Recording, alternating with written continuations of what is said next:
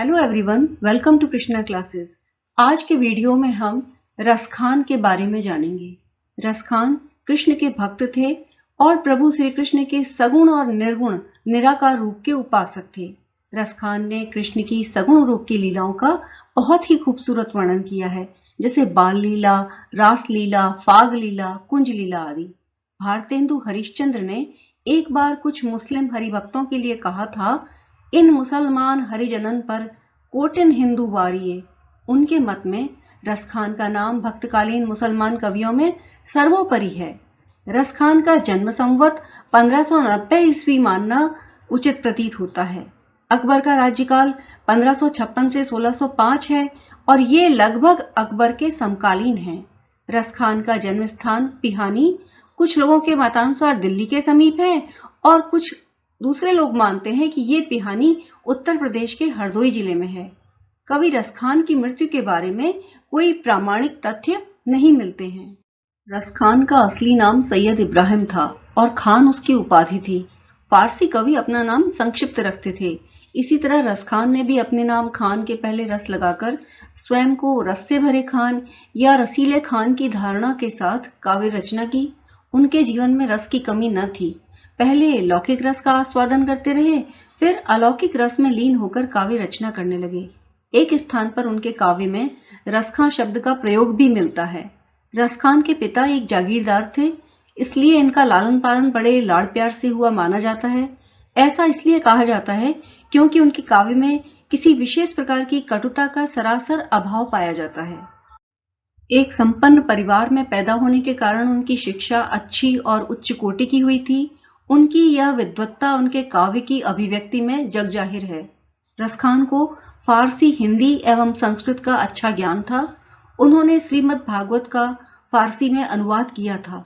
इसको देखकर इस बात का सहज अनुमान लगाया जा सकता है कि वह फारसी और हिंदी भाषा के अच्छे जानकार रहे होंगे। अब्राहम जॉर्ज ग्रियर्सन ने लिखा है कि रसखान बाद में वैष्णव होकर ब्रज में रहने लगे थे। इसका वर्णन भक्तमाल में भी है। मानुष हों तो वही रस खानी, बसों ब्रज गोकुल गांव के ग्वालन। जो पशु हों तो कहा वसु मेरु, चरौनित नंद की धेनु मझारन। पाहन हों तो वही गिरि को, जो धर्यो कर छत्र पुरंदर धारन। जो खग हों बसेरो करों, मिल कालिंदी कूल कदम्ब की डारन। कहा जाता है कि एक समय रसखान कहीं भागवत कथा में उपस्थित थे। व्यास गद्दी के पास श्याम सुंदर का चित्र रखा हुआ था। उनके नयनों में भगवान का रूप माधुर्य समा गया।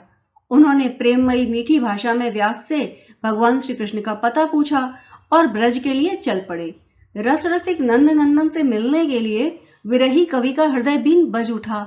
ब्रजरज का मस्तक से स्पर्श होते ही भगवती कालिंदी के जल की शीतलता के स्पर्श से वो अपनी सुधिबुधि खो बैठे। संसार छूट गया, भगवान में मन रम गया। वे कह उठे, या लकुटी अरु कामरिया पर राजतिहु पुर कौ तजी डारों। आठों सिद्धि नवों निधि कौ सुख नंद की गाय चराय विसारों। रसखान सदा इन नयन निसों, ब्रज के बन बाग तड़ाग निहारों। कोटिन हूं कल धौत के धाम, करील की कुंजन ऊपर वारों। कृष्ण भक्ति ने उन्हें ऐसा मुग्ध कर दिया कि गोस्वामी विठलनाथ से दीक्षा ली और ब्रजभूमि में जा बसे। सन 1628 के लगभग उनकी मृत्यु हुई। सुजान रसखान और प्रेम वाटिका उनकी उपलब्ध कृतियां हैं। रसखान की अनुरक्ति न केवल कृष्ण के प्रति प्रकट हुई है, बल्कि कृष्ण भूमि के प्रति भी उनका अनन्य अनुराग व्यक्त हुआ है। उनके काव्य में कृष्ण की रूप माधुरी, ब्रज महिमा, राधा कृष्ण की प्रेम लीलाओं का मनोहर वर्णन मिलता है।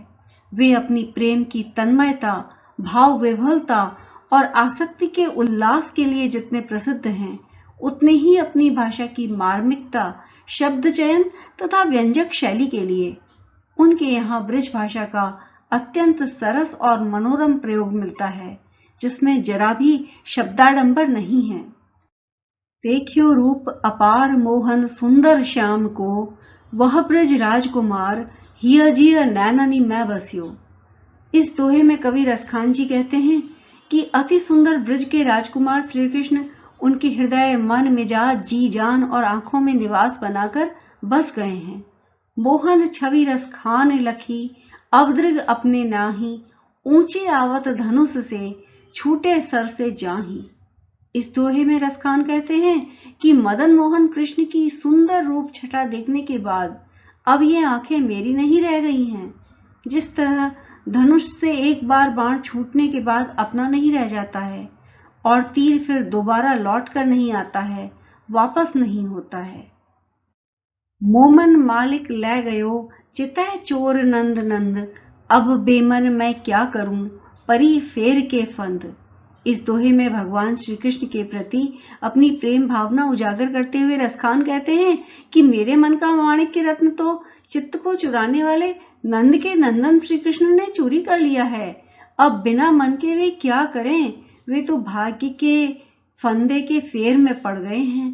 अब तो बिना समर्पण कोई उपाय ही नहीं रह गया है। अर्थात जब उनका मन ही श्री कृष्ण के पास है तो वे तो पूरी तरह से समर्पित हो चुके हैं। काग के भाग बड़े संती, हरि हाथ सो ले गयो माखन रोटी। इस दोहे में रसखान जी कहते हैं कि वो कौवा बहुत भाग्यशाली है जो श्री कृष्ण के हाथों से माखन रोटी छीन कर ले गया। प्रभु के हाथ से माखन रोटी लेने का सौभाग्य आखिर उस कौवे को प्राप्त हुआ है। शेष गणेश महेश दिनेश और सुरेश जिनका पार नहीं पा सके, वेद अनादि अनंत अखंड अभेद कहकर नेति नेति के भ्रम सागर में डूब गए, उनके स्वरूप का जैसा भव्य रसमय दर्शन जिस सुंदर रीति से रसखान ने किया, वो इतिहास की एक अद्भुत घटना है। भक्ति साहित्य का रहस्यमय वैचित्र्य है। वे आजीवन ब्रज में ही भगवान की लीला को काव्य रूप देते हुए विचरण करते रहे। भगवान ही उनके एकमात्र स्नेही सखा और संबंधी थे। आशा है वीडियो आपको पसंद आया होगा, और अगर नहीं भी पसंद आया है तो आप कमेंट्स में ये जरूर बताइएगा कि आपको वीडियो क्यों नहीं पसंद आया, और अगला वीडियो आप किन राजनैतिक या सांस्कृतिक हस्ती के बारे में देखना पसंद करेंगे, ये भी अवश्य बताइएगा। वीडियो देखने के लिए आप सभी का बहुत बहुत धन्यवाद।